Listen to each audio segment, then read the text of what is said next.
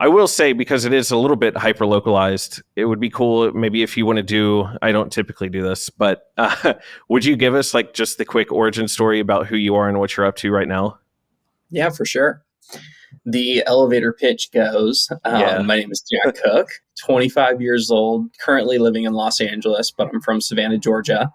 Um, been making videos for 8 years now professionally, and started when I was 18, went to Auburn University and was making videos there for about 3 years doing sports. That's kind of my background.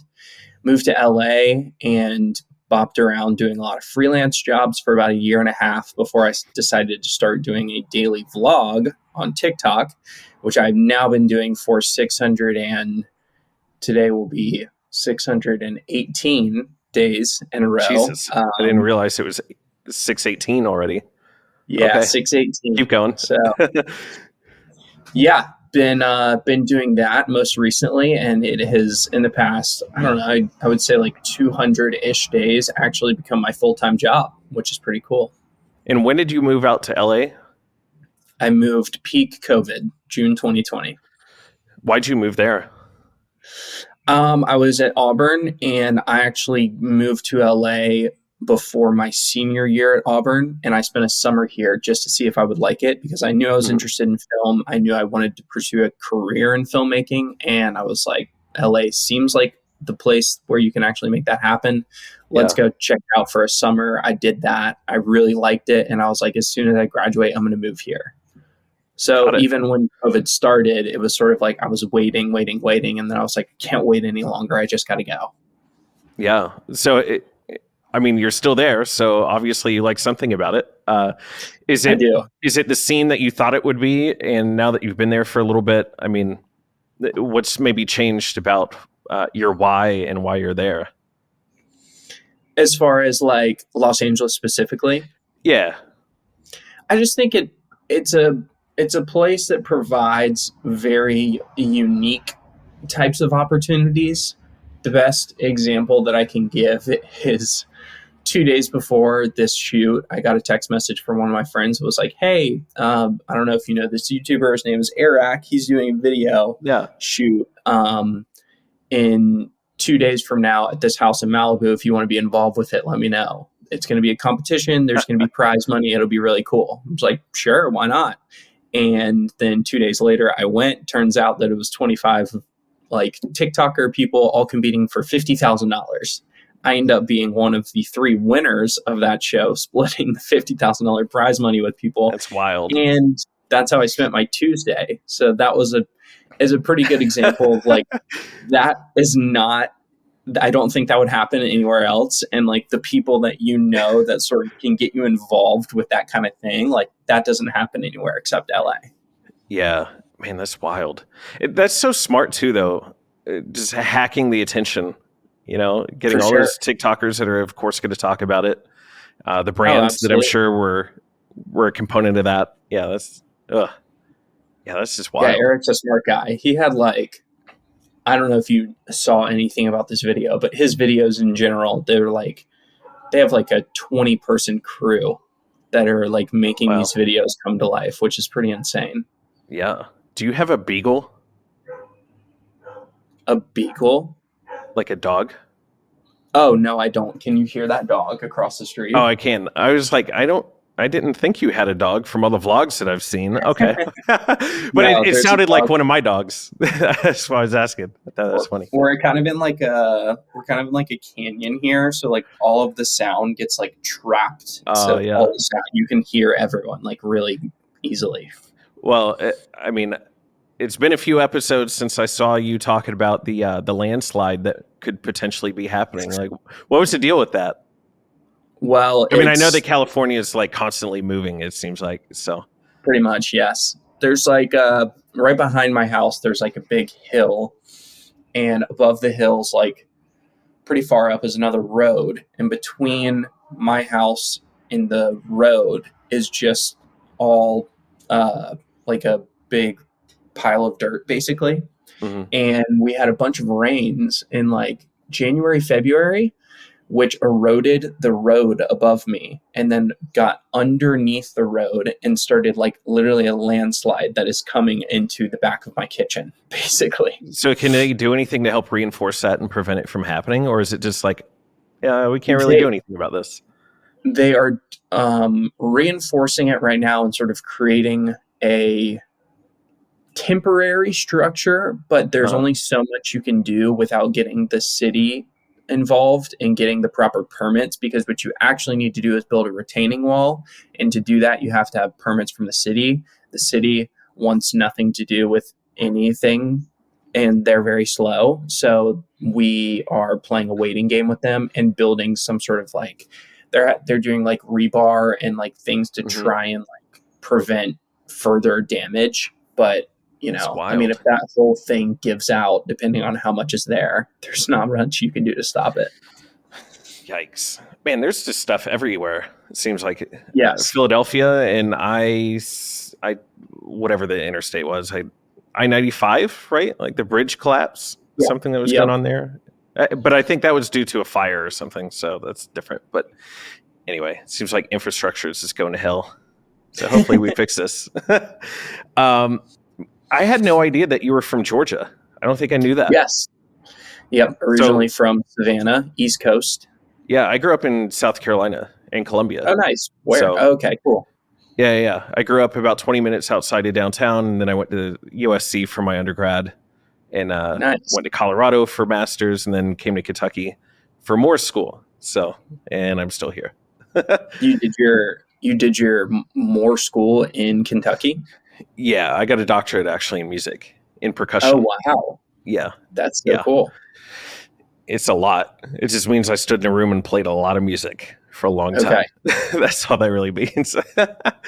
um, but yeah, man, that's like Savannah. What a beautiful area. We've been talking about going down there for a You while. should go visit. It's I a know really we go pretty to area. Charleston all the time, and of course, Charleston and Savannah kind of like sister cities Yeah, in a way. they're very Yeah, similar. I yeah, we think should definitely actually go down there. Charleston has a bit of a more lively downtown area, I would say. Mm, Savannah's is a lot more historic. Like that we have yeah, like the downtown squares is something that is like Savannah's kind of thing, and they're all right. very like historical areas. What's But like Charleston's okay? more lively. Say we get to go to Savannah. What's something that I should do that isn't typically a touristy thing? Well, if you were going with me, we would go on the boats because Okay, there's lots of cool places to go on the boat that wouldn't necessarily be a touristy thing. I think if you like were what? Like going, little cutouts and coves and stuff, or yeah, just like you can pull up to like little islands that you necessarily wouldn't be able to go to unless you actually had a boat. Like you couldn't, got you it. just, they're islands themselves. So that's Okay, really fun. Or being able to like go fishing, doing stuff like that. But yeah, Savannah's not like really a super touristy city overall. So, I mean, as long as you knew like some good food spots to go to, you know, doing yeah, anything other than that would be really fun. cool. Okay, well, I might have to hit you up anyway Yeah, I'll in the give you a event that we list for go. sure. Yeah. Um, okay, so I want to dive into the vlog, of course, because it's been such a big part of your life. It seems like for 2 years, whatever the math turns Absolutely. out to be. So, um, Close to yeah, I mean, some obvious questions that you've probably been asked 3,000 times, but I'll ask them anyway. Like, where did the vlog come from? Yes, it came from frustration, actually. I moved to LA in 2020 and started doing freelance work.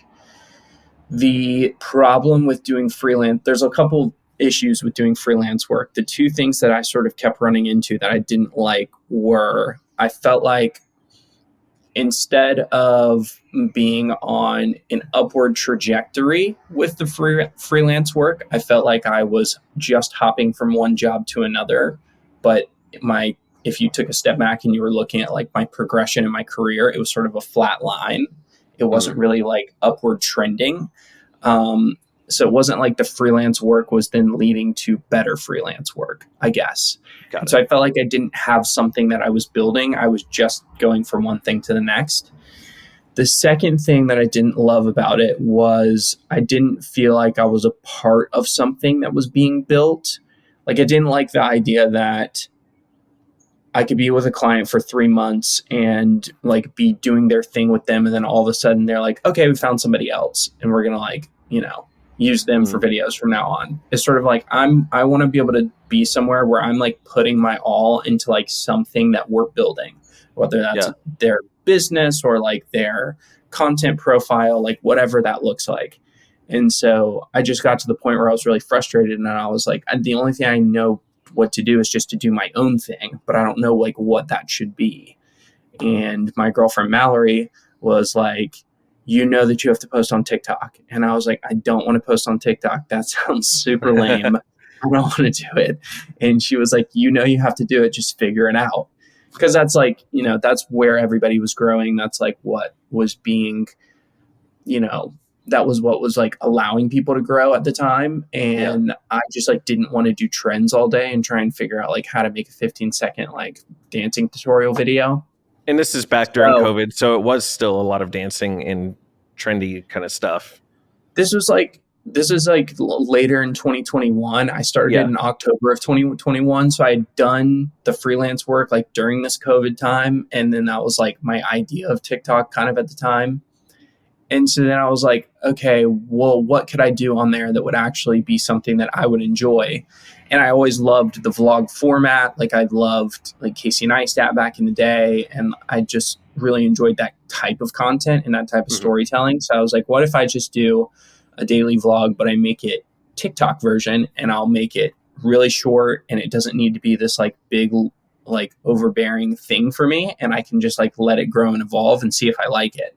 And so that's what I started with. So I think October 4th was like the first one I posted. And it was literally like 20 seconds of B-roll shots with music, no voiceover. It was just like, that was like my vlog, quote unquote.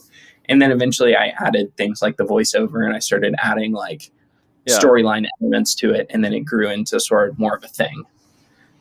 How did you feel after that first one? You have the idea that you're going to do it because like the first Yeah. one is often the hardest one, because you're, at least if you're like me, you probably live in your head a little bit about like what this could be and all that stuff. And we know that just starting is the biggest thing. So how did you feel after you pressed publish on the first one, do you think? I mean, it's I been think some for me, time. I don't know if you remember. no, I think at the time I was just like, oh, finally. Like, because it was out of this frustration, I was like, all right, I have a thing. Like, I posted this one today. It's not going to do anything at least for 6 months. So I know that I have to just like, if I'm actually committed to it and I like it, I got to figure out what I like about it so I can keep doing that. And Yeah. so I was just excited that I finally had something that was for me rather than building all these other things that sort of didn't feel like it was leading me anywhere. Yeah. Well, and obviously you've grown quite the community around you. And, early on, I'm curious how you were talking about the iteration going from how it started Mhm. with a bunch of B-roll and being 20 seconds long to now, what it is. Um, whenever you have an audience, you have feedback coming in. And so you get some Mhm. ideas for like what to do going forward. But when you're early, you don't get that feedback. So how do you Yeah. know, like, I should keep going in the format I'm going? I should change something. Like, do you rely on just complete yourself and make decisions yourself? Like, how do you decide how to move forward? Yeah, I think there was definitely a self-diagnosis process. There was also looking at it was also asking like my friends, close friends who were watching the stuff that I made even when no one else was watching, and talking to people who would actually give me legitimate feedback. Like Mallory Mm. would give me real feedback. Around day 100, I was like, "Tell me what's bad about these." And she'd be like, "Oh, no, they're great, whatever." And I'd be like, "No, tell me what's bad about them." And she would give me Yeah. actual advice. Like she was like, "You don't really put your face in it that much." I remember that being like one of Mm. the first things that she told me. And she was like, if anyone's gonna like have some sort of parasocial relationship with you, like you got to put yourself in it more. Did you And so it find was an like impact on that piece of information, by the way? Did you find that your every face was like an actual differentiator? I think every piece of information has like helped them become better over time. there hasn't ever been a single piece of information that's like, oh, that was the thing that I was missing. And now all of Mm, a sudden they're like doing good, if that makes yeah. sense. But Well, I think, I kind of figured that was going to be your response because I think it's funny. You go on TikTok or Reels and you got all these gurus that are out there just telling you like, "Hey, just do this one thing, and I swear to God, you're going to go viral." It's like that's yeah, ridiculous. it's never really like that. Yeah, Yeah. It's such yeah, it's a combination of 100 different things, and you have to just sort of figure out like what that formula is for you. So when I was getting that feedback, like some of it, I think all of it was like sort of helping just inform what it should look like rather than this is just really changing the game for me. But the self yeah. diagnosis really helped. I think just me thinking about, I also knew where I didn't feel like when I was doing it from 0 to 200, which maybe this is good for people to hear, like I didn't always feel confident that what I was making was good. And I don't always feel confident about that even today, 600 something days in. Like I feel like there's still so much more that I could be doing and so much more that I could learn and inform to put in the videos. But even Mm, especially around that 100 to 200 range, I was such in the mindset of like, what can I do to make these better? But that was coming from a place of like, I know that this cannot be the best that it can be, but I'm making yeah. it the best that I know how to make it. I just need to know more information to make it better. Is So what was maybe like the first moment where you felt like, oh, okay, I'm onto something, or I feel great about this, or I feel at least an ounce of confidence. the first time I had any confidence in them was going to Coachella, which Mhm. was day 195, maybe 194, maybe it was like day one. And the video did really well. A big part of the reason the video did really well is because it was Coachella. And I was, I had decided, I was like 2 weeks before, I was like, this could be a really big moment if I can like capture it in the right way because there'd be a lot of attention on Coachella just in general. It's like a big Yeah, event that people have their eyes on. So if I can create a piece of content that's good and is a recap of that entire day and it's coming out the morning after all of this madness has happened, I could be like one of the first pieces of content that comes up that's like, here's a recap of everything that happened in Coachella day one kind of thing. yeah, that totally makes So sense to put it out immediately and take advantage of the energy around it. exactly. I had that mindset going in, and then day one, like it was a it was a really tough weekend to make those videos, but it was super worth it because we would go to the festival all day. Like day one, we went to the festival the whole day. We were there till, you go and you stay till like 2 a.m., whatever it was. We got back. I had my alarm set for 6:30 and the vlog was up by like 8:45, 9 o'clock. Wow. And so I would do that every single day. And because I was getting it up that early, I had my camera with me. So I was shooting it on like a nice camera with a nice lens. So I could actually get like videos of the artists, which was nice because then it became less for that weekend. It became less about like seeing me, but like maybe an artist that you know and really like. So that was Hmm. more of a draw. Yeah, And those videos did really well. And I got a lot of really good feedback on them just in comments and from friends and people in general, like, wow, these were great, super fun. And that was the first time I ever had confidence of like, okay, maybe I can make something out of this yeah. here. So obviously, there's a great example of you taking multiple little things and all of them adding up into a bigger thing. Thinking about the artist, taking into Mhm. account the energy and the timeliness of it, the fact that this is something that most people are not going to want to do because they just spent Right. an entire day doing stuff. They're probably going to wait a week and then put it out. Um, Exactly. Using a nice camera so that you can actually get a vantage point. Not only is the quality going to be better and cleaner and nicer looking, but perhaps, I don't know what kind of lens you had, but maybe a longer lens where you could get a vantage point that other people didn't really get, all that kind Yes, of stuff, adding up into a bigger product difference. So exactly. that totally makes sense. But how do you go from taking advantage of that moment where you're getting eyes on the Coachella content? How Mhm. do you turn that into something where people are now bought into Jack? Yes, that is a really tough thing to do. And I think impossible to do with 100% of the audience that's watching. And so I just knew in my head that these videos, they were doing like, I don't know, maybe like anywhere from 100 to 200,000 views a video. I knew that that was not going to be the case the day that I posted my first video, not at Coachella. I just knew Yeah. that it would go way back down to probably close to like where it was before, but a little bit a little bit higher than what it was before.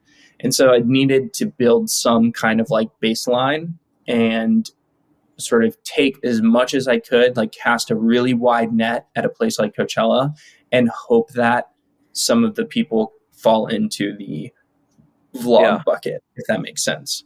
Um, there's And I not guess you much probably did like the same thing with the F1 stuff recently down in Miami, right? Similar kind exactly. of thing. Okay. Exactly. All those moments sort of lead to, oh, this is a moment where I can cast a really wide net. Like right after Coachella, the first year that I went to Miami F1 and I was there working with one of the teams and I was making the vlogs during that time period. So those did pretty well. And so that was another moment where it was like this increased and then we went back down to sort of a baseline. But each time it went back down to a baseline, it was a little bit higher than before. Yeah. And so like I knew that if I wanted to actually get people to care about me and what I was doing, it was just going to take a really long time. And I was okay with that. I was like, if it takes a year, if it takes multiple years, like I'm just going to try and continue to tell cool stories. And hopefully over time, people will become engaged with it.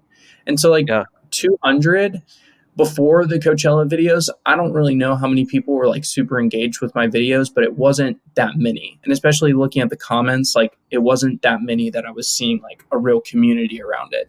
Even after the Coachella videos, it still wasn't like completely there yet. And then I don't think it really was until like maybe 250, 260 where I was like, I feel like I'm starting to like I like met somebody for the first time in real life that like knew my videos and like I started seeing people in the comments like repeatedly. And so that kind of thing made me feel like, okay, maybe there's something here that's being made. Hmm. But it just Yeah. takes a really long time if you want people to care about you, unless you're a celebrity. People don't innately Right. necessarily care about what you're doing. Yeah. So how do you tackle this concept? Because of course, a lot of people think like, I got to niche down. I got to be known for like one thing and just go Mm-hmm. hard at that one thing consistently forever. Yeah. But obviously, you're showing your daily life. You're showing Mallory and all your friends. You're going to Mm-hmm. F1, so you're showing that sort of thing. You're going to Coachella, which is a totally different kind of thing. So like, how do you parse that? Is that all under the umbrella of just I'm living my life and I'm showing exactly what I do, and Yeah. the niche is just you?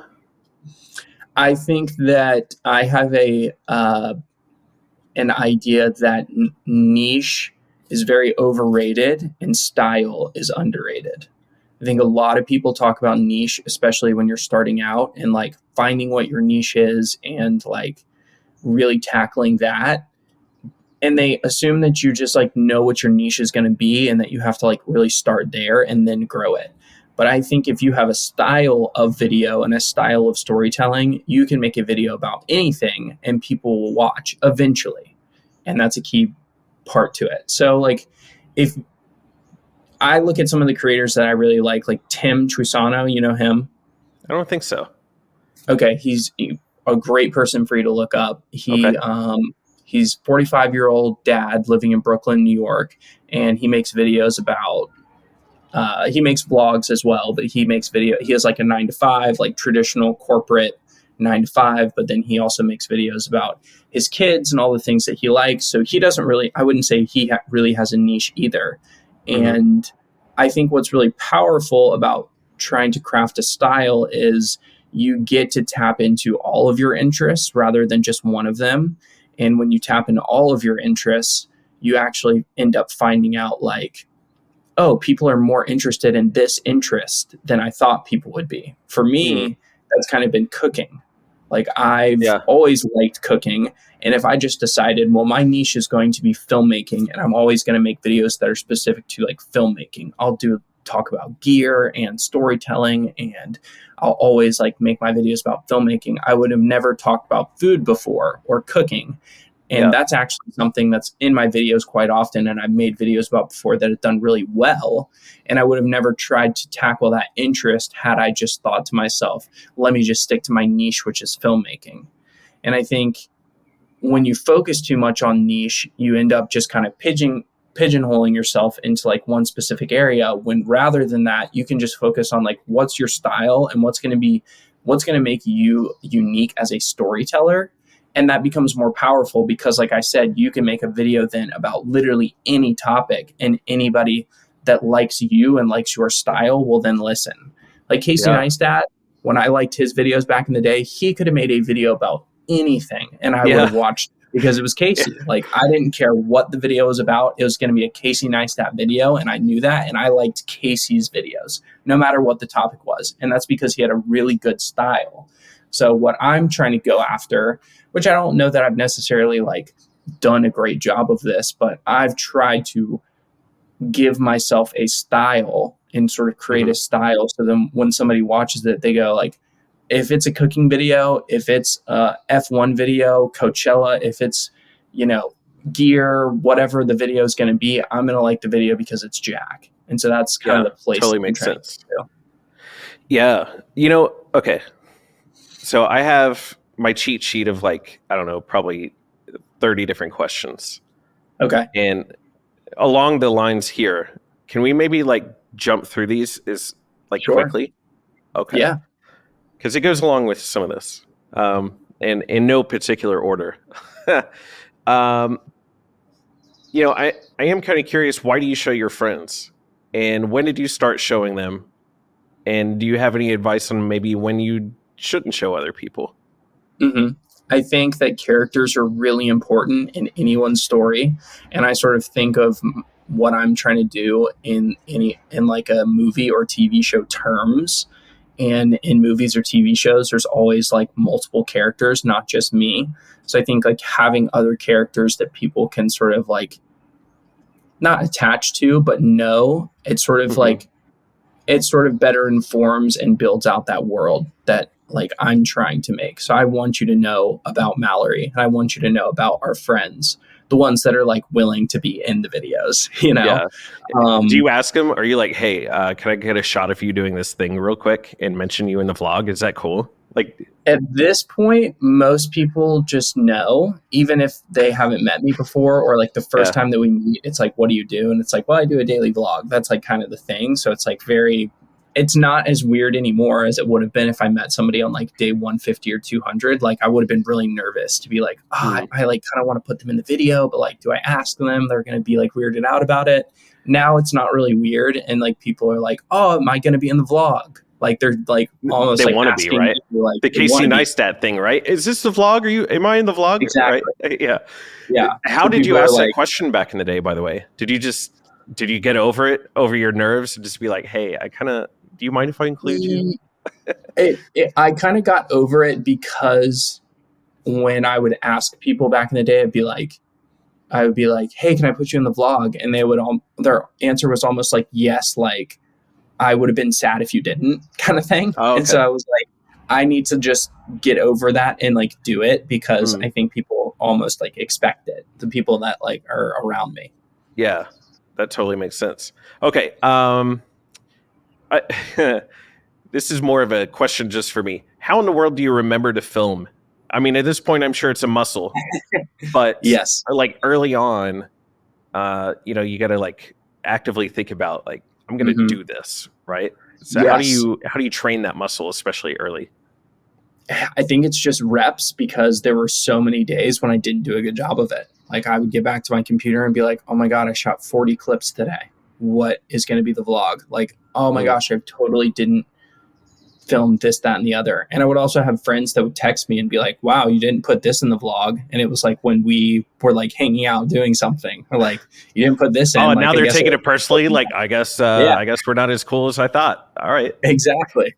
And so there were so many things that I just like forgot or didn't do for so long. And so I was like, I just have to get better at it. I just have to keep remembering. So by the time I got to like 250, it was like, I don't even know what to not film. Like, I Yeah. just, everything in my head is like this now.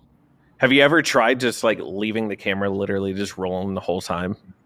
Yeah, I do that quite often. Like Okay. when I was like dinner last night, for example, I went to dinner with 3 friends and I was obviously going to put all of them in the vlog because they're all friends of mine. And so what I did was I just put the camera, I just pressed record. I put the camera on one of them and I let it roll for like 2 minutes while we were having a conversation. And I moved it to the next person and we just kept going. And like, Yeah. they just knew that I'm doing the vlog, but like, I'm Yeah. just getting a shot of like everyone and like all of us talking so I can use it later. And so now you got this like 20 gigabyte video on your phone, which Exactly. I assume you're using your phone still. So, Yes. and then you're just going through and being like, we didn't really talk about much, so I'll just grab this clip real quick. Or like, Well, I just I'm grabbed like curious, like how you conceptualize, you know? well, it doesn't, and for like that specific example, like it doesn't Yeah. matter what we're talking about at that moment because I'll be like, I'll take the shot of it was my friends Braden, Costas, and Keon, and we were all at dinner. And so I'll just grab a shot of each of them and I'll talk about the fact that I already did the voiceover. I just haven't edited it yet. So I said like,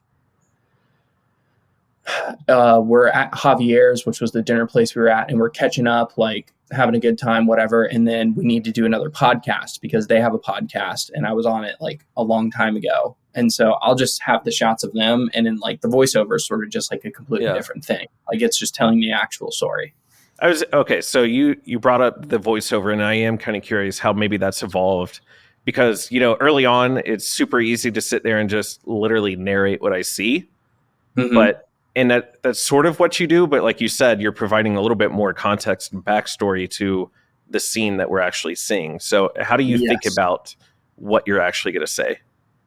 I think the voiceover is like the key to this kind of format. If you can nail the voiceover, like if I have a good voiceover, if I have a boring day but a good voiceover, the vlog will be good. If I have like the greatest day ever and an okay voiceover, the vlog will be okay. Like I think the voiceover is like the crux that like holds everything together.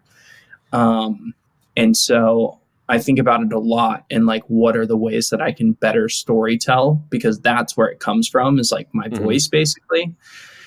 So I think about a lot of different things when it comes to the voiceover. So like, for example, last night, let's use your example. You're out at dinner with your 3 friends.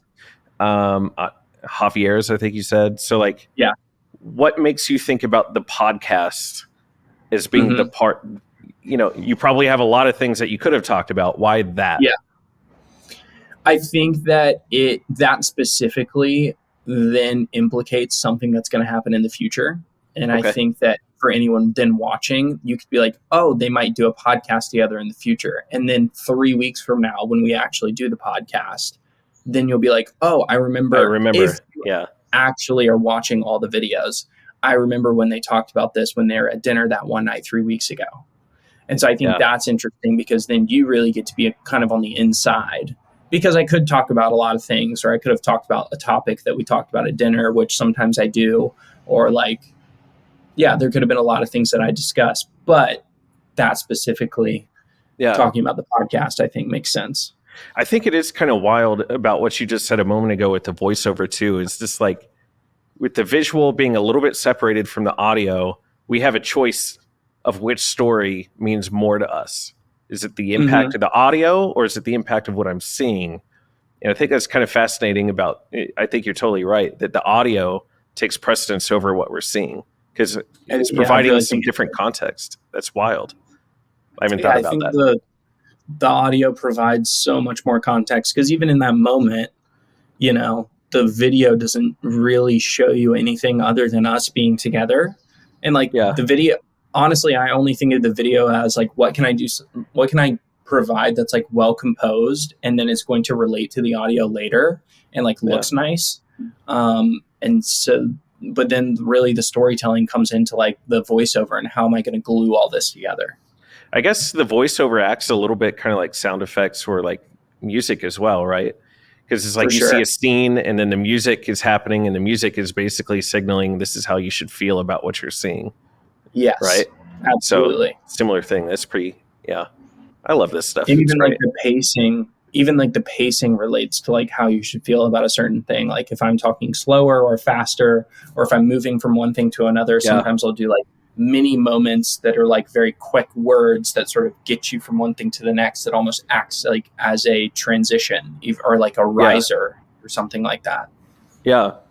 Okay. So you bring that up about, being able to manipulate the pacing, the speed, maybe the tone, the volume, all of these things to convey something. With your vlogs specifically, you've almost got like this branded look to it where it's pretty clean, Mm-hmm. right? Okay. So how do you balance? Also you're a filmmaker, so how do you balance knowing these rules of how to convey a feeling and actually sort of branding yourself with specific things that are consistent, so that when I open up TikTok and I see something, I immediately know it's you. Like, As I guess far as another like, way of asking that question is, why not change your look depending on the mood, or why not take some of those more traditional kind of things and execute them in the vlog? okay, as far as like even the way it's shot and stuff like that. Yeah. Am I making sense what I'm saying? No, Because it I seems do like get what there you're are saying. staple parts of how you compose things. I mean, Yes. I'm sure at this point you've figured out to the millisecond how fast you're changing shots. You change Yes. shots very frequently, Hmm. but there could be in a more traditional sense a more lingering kind of shot that takes a moment and breathes. But you don't Yes. do that. So like, why do you make some choices that are traditional and others that are you? I think when it comes to like maybe the way I shoot things, for that part of the question, I think it comes down to like what I know the audience is going to be familiar with. There has to be like familiar and comfortable aspects to watching it that like you remember, even if it is the same as other videos. If every video is like completely different from one another, there wouldn't be like that style that I mentioned, or like that glue that sort of makes you feel like I have a familiarity with like my house, for example, like the way that I shoot that. It should feel very comfortable when I'm here for you to like see every part of the house. And it would maybe sort of the way that I'm shooting it would sort of make you feel like you've been here before. And I Hmm. think that I achieve that because most of the people that come here for the first time are like, wow, I feel like I've been here before because they've Yeah. seen it in the videos. And Totally makes so sense. I think I'm trying to achieve a level of comfortability with the audience. And so I'm making those decisions to sort of like increase familiarity.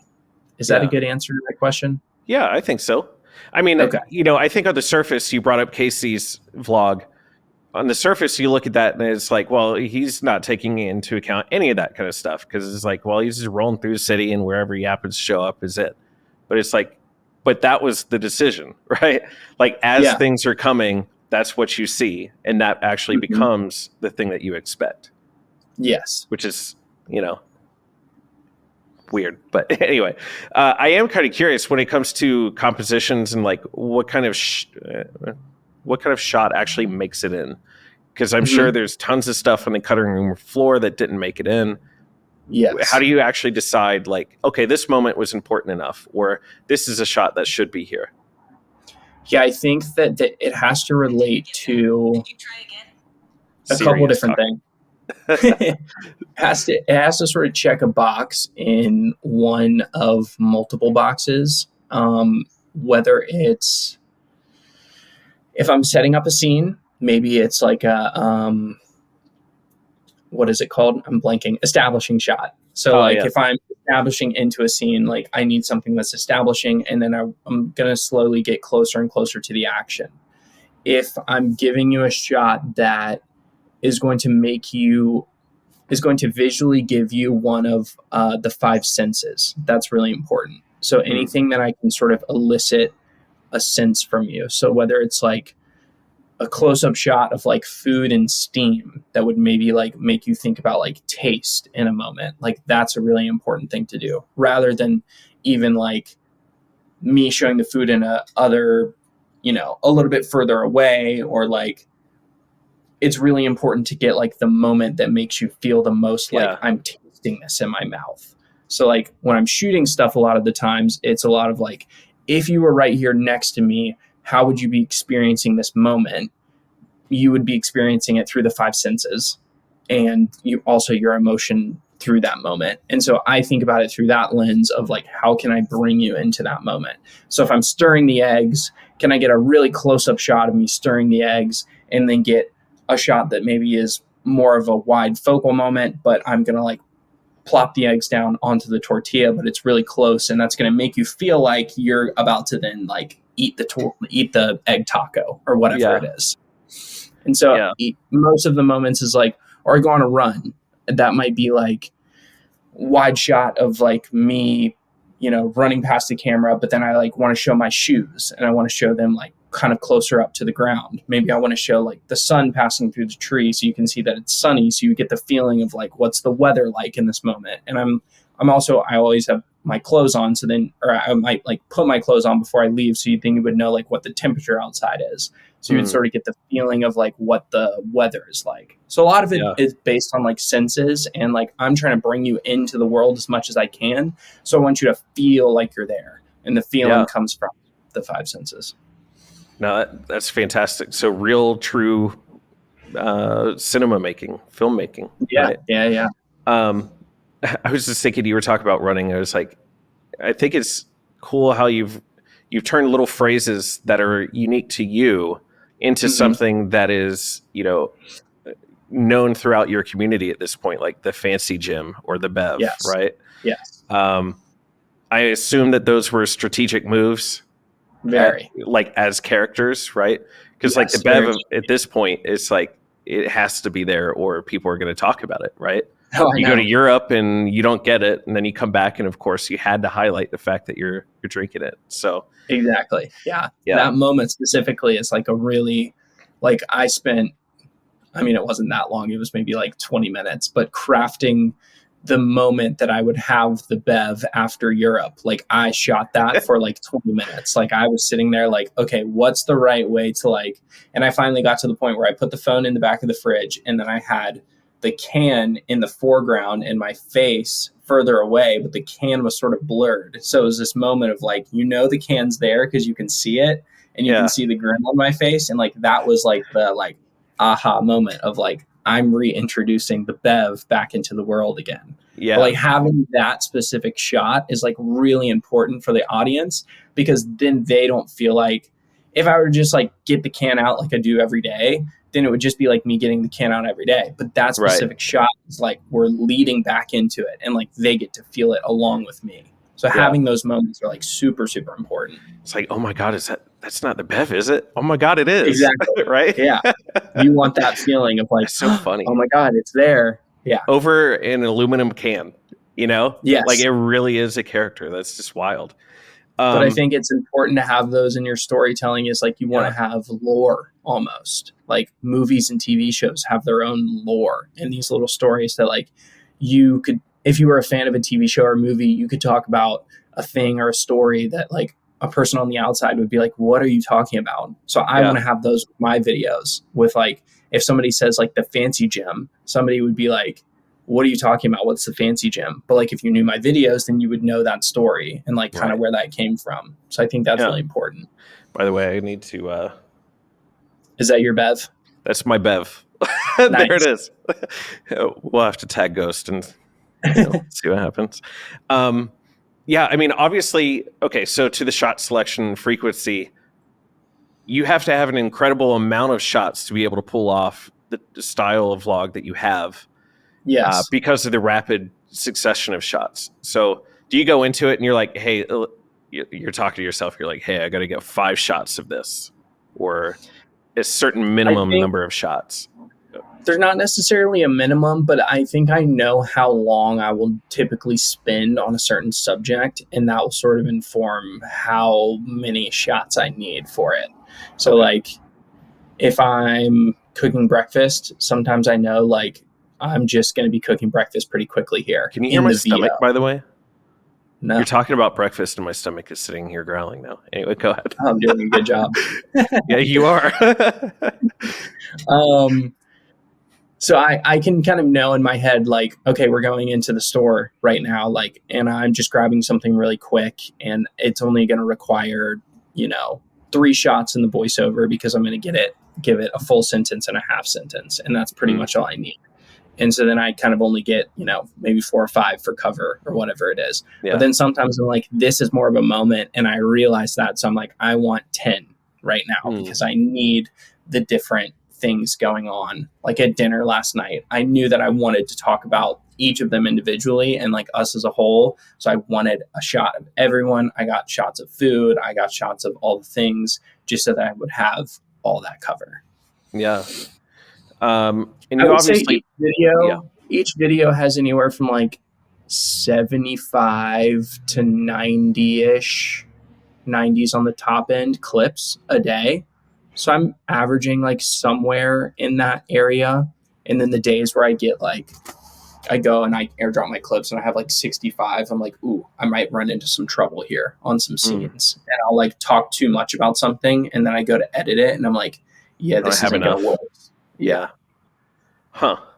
Yeah, I would love to see your camera roll because I think that would be funny.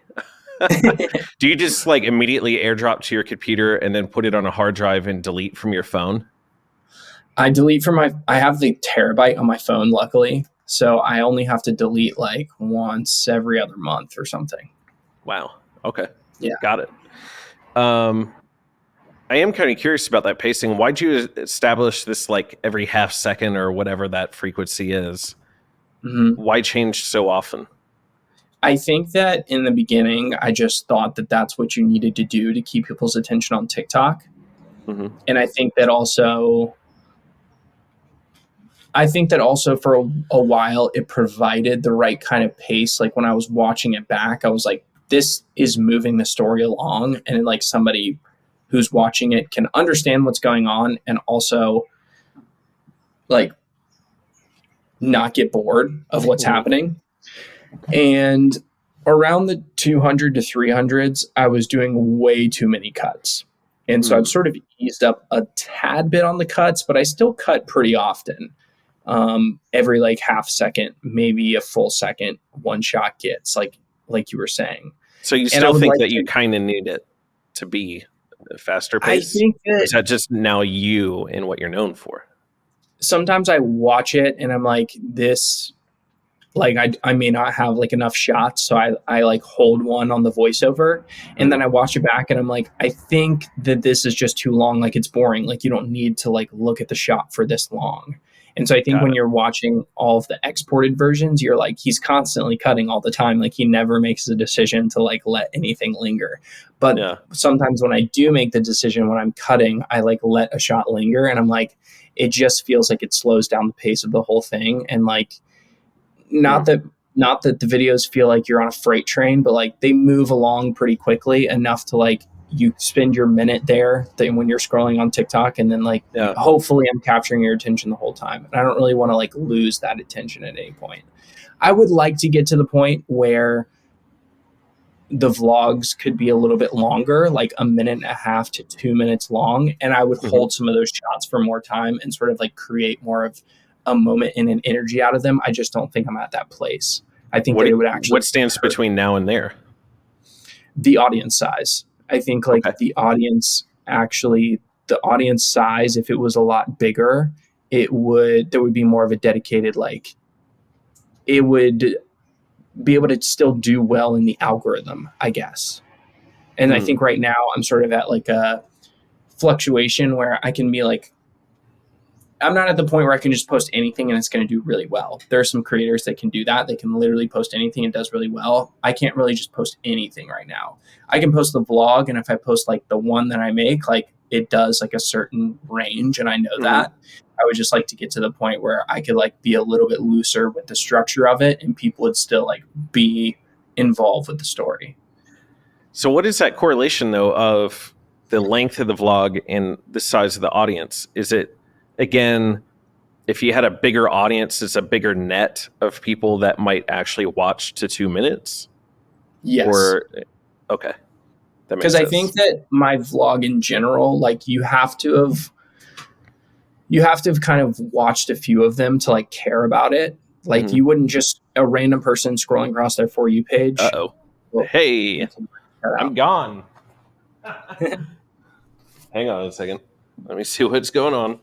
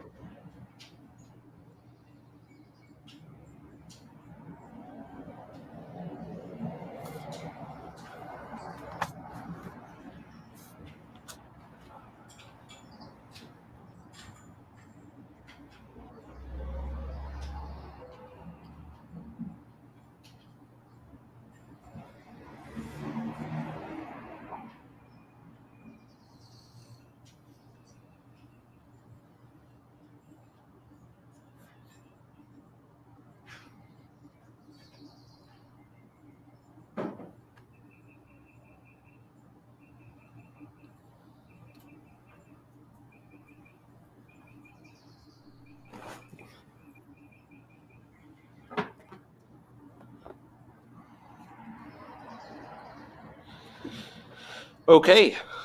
We're back. Yeah, sorry about that. Oh, good. I I just put a dummy battery on a V mount now. I guess that battery didn't like us talking this long. Sorry about that. All good. I don't even remember what we were talking about. We can go on if you. We're Oh, talking I'm about like like all link crooked now, aren't time I? What the hell videos. just happened? Yeah, you're kind of sideways. Jesus Christ.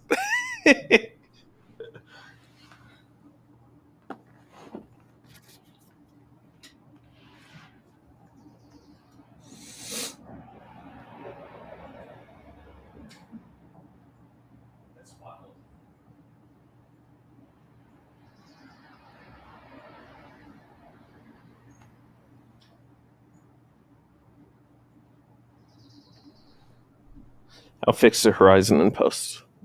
I don't Looks understand good what now. just happened. I put it right back on the tripod. It looks good now. What'd you say? I said it looks good now. Yeah, it's definitely better. I don't know if it'll match, but that's okay. Um, well, here, let's move on just real quick. I don't want to hold you up. I appreciate you coming on because I know it was like 8 a.m. or something your time. Is that right? Yeah, 8 a.m. here, 9 a.m. now. Yeah. Um, so after 618, what have you learned? Whether it's about yourself or filmmaking or something else. Yeah.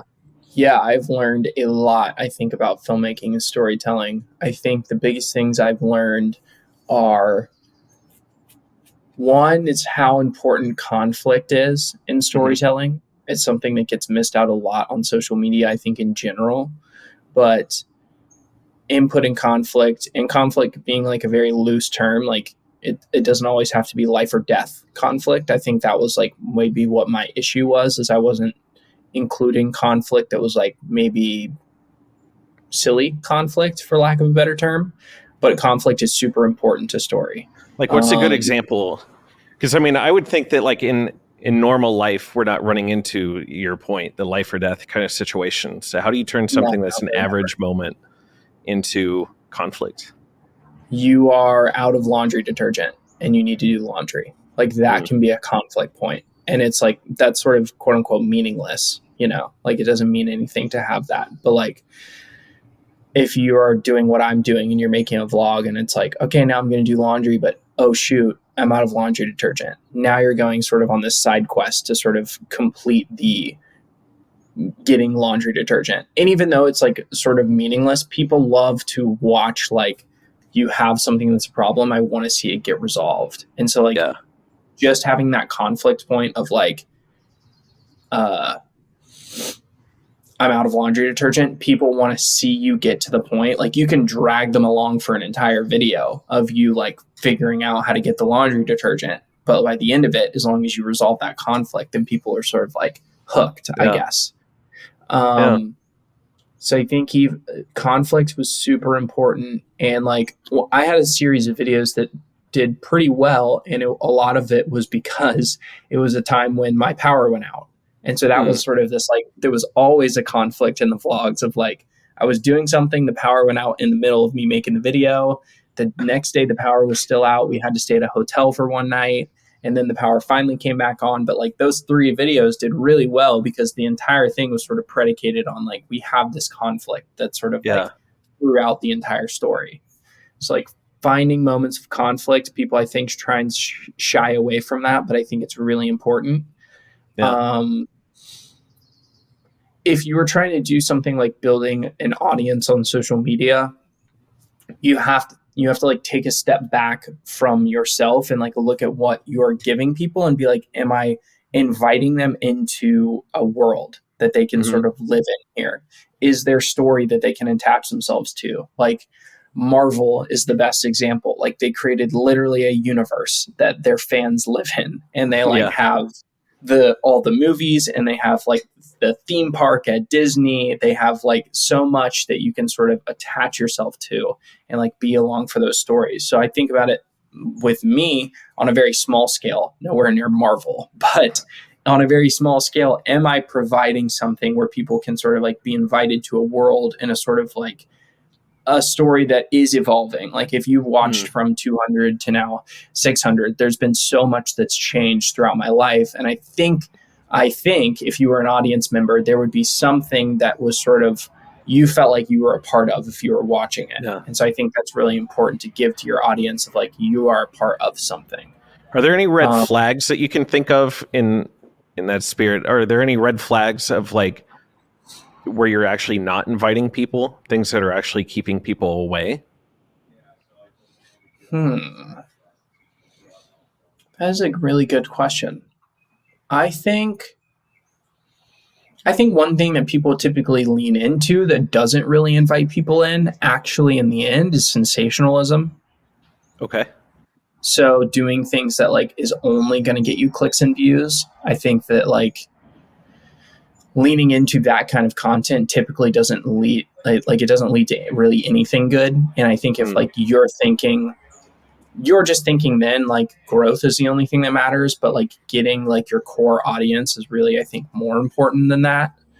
yeah. Um and Because so I don't that's know. casting the widest net possible, right? Because you're doing something Yeah. that's like, we don't have a relationship with you, but it's like what you're showing me is just so wild. I have to watch this, right? Yes. So, Anything yeah. that just sort of compromises your authenticity, I think is Mm, like sort of a red flag. If you're like telling a story that's not really true, if you're not really being authentic about a certain aspect of you that you're sort of like providing, anything that compromises authenticity, I would say is like you're not inviting people in because what you're inviting them into is not the reality. And you have to be real and authentic about what you're showing them. I think that's why people end up really disliking the gurus on social media, because what they invite them into isn't actually really there once they're like behind the paywall of the course or whatever it is. yeah. Like it's not true for every single one of them, but I think in general that's like a thing of like what you are providing to somebody is really important, and it has to be like a really authentic version. Yeah. So what does the vlog look like in a year from now, do you think? Do you still Yeah, think you'll I be doing think it? definitely I think I'll be doing it. I've just recently gotten to the point where it's like now like my full-time job is making the vlog. Like that is where my income comes from. Like that Hmm. is like what keeps sort of the engine going, which is what I wanted to get to. And I think for a while I was like, what does that really look like if I get there? Now I'm sort of here, and I'm starting to think about what can I be doing if the vlog is sort of the baseline, and this is Hmm. like what if we're doing like a Disney map and I have like the movies in the middle, like the vlog would be in the middle, what can I create now that's sort of like offshoots of this that can help like support it or like funnel it back in, whether that's Yeah. like teaming up long term with the Bev would be something I've always like would have loved to do and have pitched them on that a few times, but I would love to do it like actually, and like What have or they teaming. said? Have they said no, by the way? They just really do not do any kind of sponsorships, and they Wow. do like Okay. little to zero influencer marketing in any type of capacity. So like basically the most that I can get is like getting products sent every now and again. Yeah. It I almost have feels like you shouldn't do a deal with them because it would undermine the authenticity of the character. Well, I think if it was less of a deal and more of a sponsorship, it would be sort of up to me how it's messaged. But in Hmm. general, it's just like we are partners in this, and like maybe I could like go to some events or like whatever the thing is. And I think it can. I think if you do sponsorship rather than like brand deal, it can keep that authenticity of it, and like they Okay. wouldn't mind being called the Bev and the Bev Lords and whatever it Yeah. is. Yeah. I got you off track because you were talking about the Disney sort of concept Yes, about how I the think vlog that is central to everything. I think the vlog will kind of be central, and I would hope that I can sort of expand it and create more things. Whether that's Yeah. even like a podcast. Like one of Mm, the things I really liked about David Dobrik when he was doing his content, I would like watch his videos, but I also liked his podcast because it felt like an extension of his videos hmm. because he might have something on the vlog that was like a minute long segment, but then like he would talk about it more in depth for like 10 minutes on the podcast and tell like the behind the scenes and the blah, blah, blah. And I really enjoyed that. And so I feel like that was like sort of an arm that sort of offshot from like his vlogs kind of thing.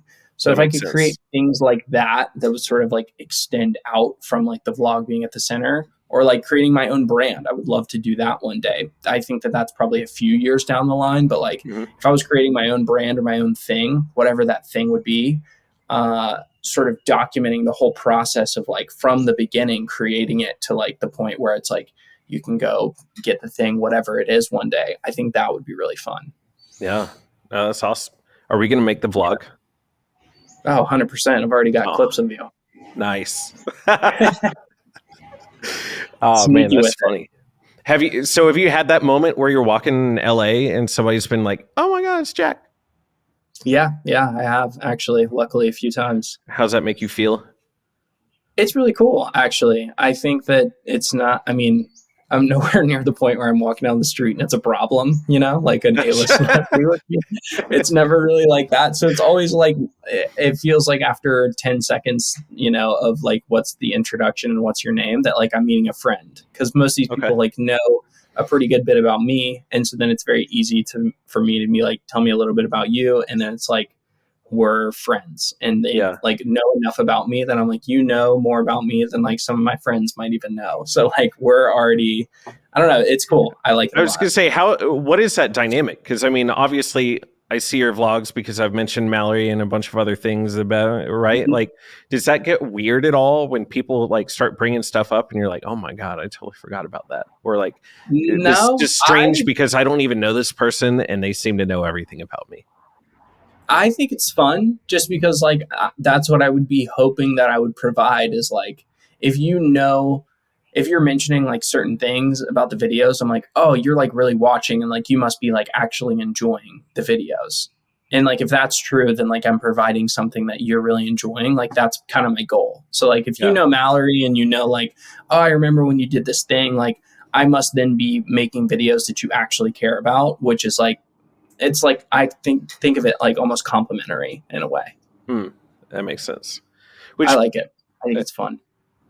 Last question is podcast editing. I think did you rotate, like you're not doing that at all now, right? Yeah, I'm done with it.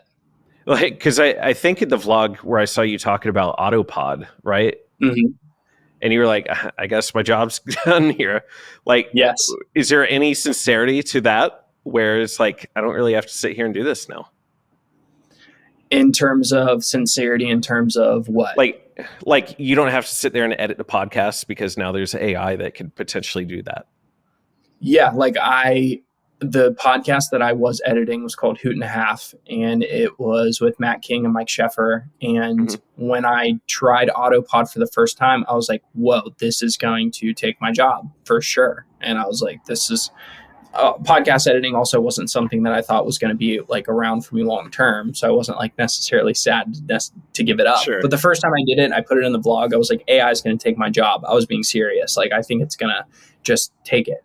Because 2 weeks later, I told Mike, I was like, hey, I ran the podcast through Autopod. It edits it in 15 minutes. I can teach it to you in 30 minutes, and then you won't have to pay me to do this anymore. And he was like, okay, cool. So he came over one day. I taught him how to use Autopod, and then he was like, all right, that's, now I know I can edit the podcast in 15 minutes. And then now he edits it. So I don't edit it anymore. Yeah. Isn't that wild? I think it's crazy because a lot of people would feel threatened. Of course, they would be like, I don't want them to find out about this. Right. I think there's an aspect to it that's like, that one specifically is, it's so, it's not making any kind of creative decision. So like Mike is still having to go back and scan the podcast and make sure he's not like, saying stories in there that he wants to cut out or things like that. So there's still an element of it that has to be edited, but I think the AI just makes it so much easier than it was before. So I think if you are a podcast editor, like what I was doing is basically just cutting the angles because I would give it back to Mike and he would look through the podcast again because he wanted to have some sort of quality control over it. Right. If you were a podcast editor, you would just be like, this tool is going to now save me 5 hours when I edit it. Like, I think that the editing aspect of it is still really important. You have to sync all the footage, do all the things, blah, blah, blah, blah, blah. But yeah, it just makes it way easier for you now. Yeah. I actually have not tried Autopod yet. I Oh, saw you the very definitely first should try it. post that they put up on TikTok. And Yeah. it's been on my radar forever. I just haven't done it. I don't do a lot of virtual ones. I do a lot of Okay. in-house interviews. But so I'm When probably you going do to try the it on in-house here, and I'll ones, let you know. when you do the in-house ones, how many angles do you have? 3. But we also have a switcher and a producer that's sitting there. Boop, boop. So Live switching. yeah, so live switching while we're doing it. So Well, then it's maybe you effectively wouldn't the even same need thing. it. Yeah, you wouldn't really need it then. Yeah, but I would love to try it on here just to see how it goes, Yeah. So we'll see. But man, I really appreciate all your time. I know we went over by just a little bit, but just real You're quick, good. where can we find out about you and everything else that you're up to? Yeah, Jack Cook. Jack Cook on TikTok is sort of the main spot, and then my Instagram is _HJ Cook, which isn't that great of a username, but it is what I have. So That's where we're at. you can find me. That's awesome, man. Well, I really appreciate it. Thank you so much. Yeah, thanks so much for having me on. Hey, thanks so much for listening to this week's episode. Really appreciate you being a loyal listener to the Lexington Business Show. Please go right now and rate and review the podcast, as that is definitely the biggest thing that helps us grow and thrive is the word of mouth created with ratings and reviews. So please go and do that right now. Thanks.